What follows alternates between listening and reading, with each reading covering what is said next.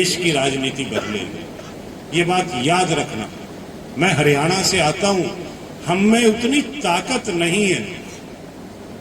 हरियाणा और पंजाब के लोगों में इतनी ताकत नहीं है कि वो देश की राजनीति को बदल सके। वो प्रदेश की राजनीति को हम बदल सकते हैं, पर देश की राजनीति बदलने की ताकत सिर्फ उत्तर प्रदेश के लोगों के अंदर है और किसी के अंदर नहीं है।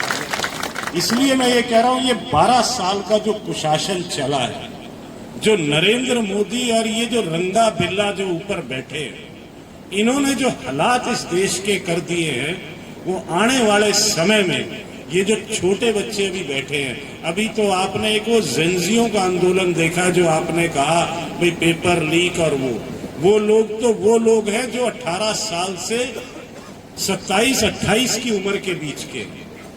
मैं बात ये कर रहा हूं कि अगर 2029 में और 27 में आपने इनको नहीं बाहर निकाला, तो ये जो आगे पीढ़ी बैठी है, जो छोटे बच्चे हैं, ये इनके लिए कोई भविष्य इस देश के अंदर नहीं होगा।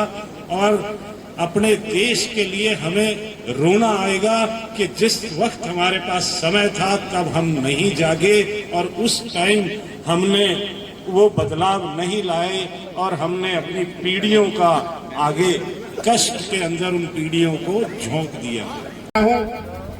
कि देखिए, जिस तरह से मैं आज सिगाड़ा गांव में 4थी या 5वीं बार आया हूं, आप लोगों ने पहले भी जिस तरह मेरा मान सम्मान किया और जिस तरह मैंने मुझे मान दिया और सम्मान दिया, मैं आगे भी आपसे उम्मीद करता हूं कि आने वाली गढ़ विधानसभा को आप जैसे लोग, मेरे जितने गढ़ विधानसभा के गांव हैं, सिंबाली ब्लॉक के गांव हैं, गढ़ ब्लॉक के गांव हैं, मैं सबसे ये आह्वान करता हूं मंच के माध्यम से कि गढ़ विधानसभा को जिताने का काम अगर आप लोग करेंगे तो आप लोगों का तभी नाम होगा, खाली मेरे माला डालने से नाम नहीं होगा, अकेले मेरे स्वागत से नाम नहीं होगा, बक्से भरने होंगे।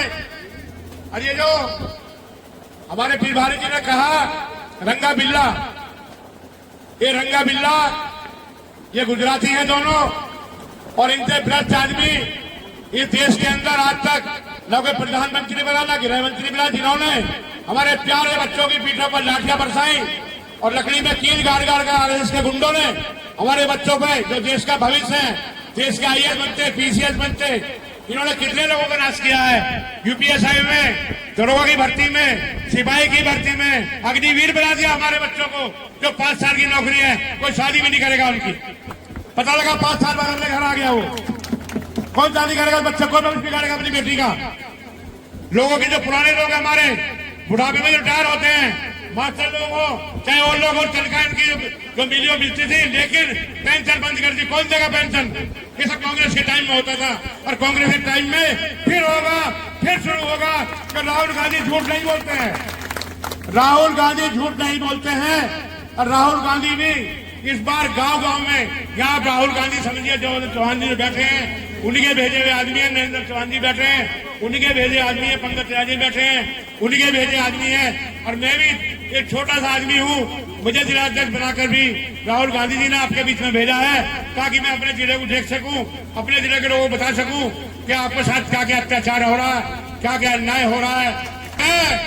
अगर भाजपा रही और भाजपा की सरकार रही, अभी आपने एक बात कहने नहीं चूकूंगा, योगी सरकार में केवल और केवल दलित और मुस्लिमों के बच्चे दिखते हैं जिन पर लाइसेंस नहीं है, उन पर डंडा, जिन पर डंडा बस पीठ के अंदर कर दिए, कोई दिखाई नहीं देता है। अंधे हो चुके हैं, इनको मुस्लिम ने कर रखा, वो तोड़ना पड़ेगा, जो कांग्रेस कभी नहीं करती। और कांग्रेस हमेशा हिंदू, मुस्लिम, सिख, ईसाई और सच्ची बिरादरी, सारी बिरादरियों की पार्टी है और सारी बिरादरियों के साथ लेकर चलना चाहती है। और सबको बाबा साहब भीमराव अम्बेडकर ने समानता का अधिकार दिया।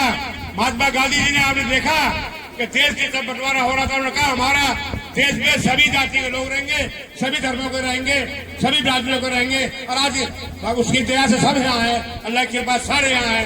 मेरी बात समझ लिया, मैं यही कहना है।